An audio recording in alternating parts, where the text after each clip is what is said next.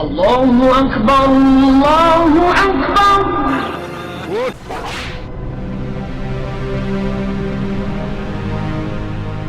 حضرت بلال حبشی رضی اللہ تعالیٰ عنہ مشہور صحابی ہیں جو مسجد نبوی کے ہمیشہ موذن رہے۔ شروع میں ایک کافر کے غلام تھے، اسلام لے آئے جس کی وجہ سے طرح طرح کی تکلیفیں دی جاتی تھی۔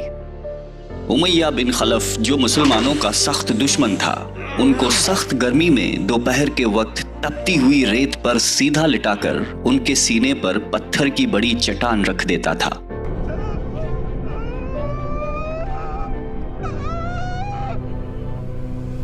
تاکہ وہ حرکت نہ کر سکے، اور کہتا تھا کہ یا اس حال میں مر جائے یا زندگی چاہیے تو اسلام سے ہٹ جا۔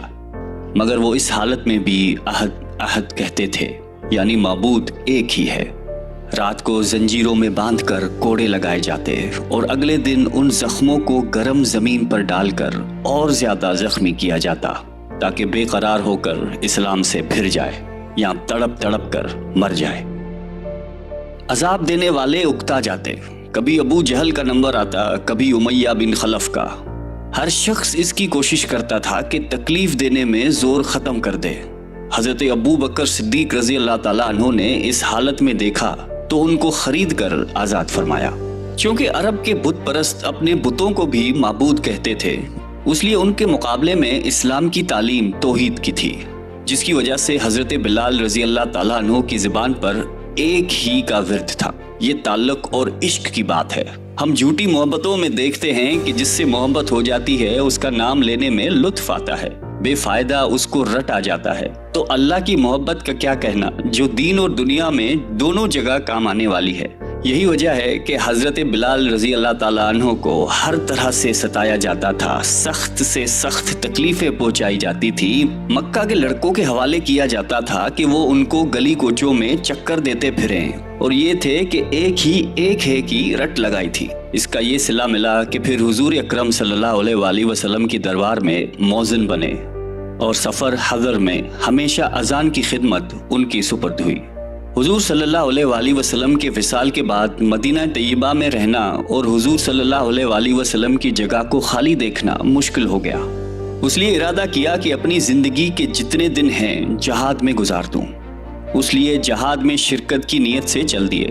ایک عرصے تک مدینہ منورہ لوٹ کر نہیں آئے۔ ایک مرتبہ حضور صلی اللہ علیہ وآلہ وسلم کی خواب میں زیارت کی۔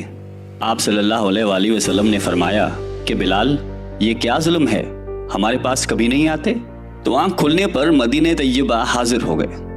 حضرت حسن رضی اللہ تعالیٰ عنہ اور حسین رضی اللہ تعالیٰ عنہ نے اذان کی فرمائش کی۔ لاڈلوں کی فرمائش ایسی نہیں تھی کہ انکار کی گنجائش ہوتی۔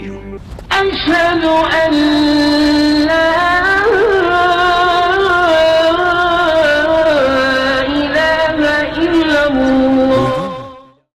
اذان کہنا شروع کی اور مدینے میں حضور صلی اللہ علیہ وآلہ وسلم کے زمانے کی اذان کانوں میں پڑھ کر کوہرام مچ گیا۔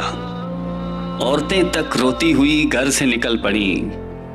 چند روز قیام کے بعد واپس ہوئی اور 60 ہجری کے قریب دمشق میں آپ کا وصال ہوا۔ اللہ تعالی ہم سب کو قلب سلیم عطا فرمائے اور قرآن اور حدیث پہ چلنے کی توفیق عطا فرمائے، آمین۔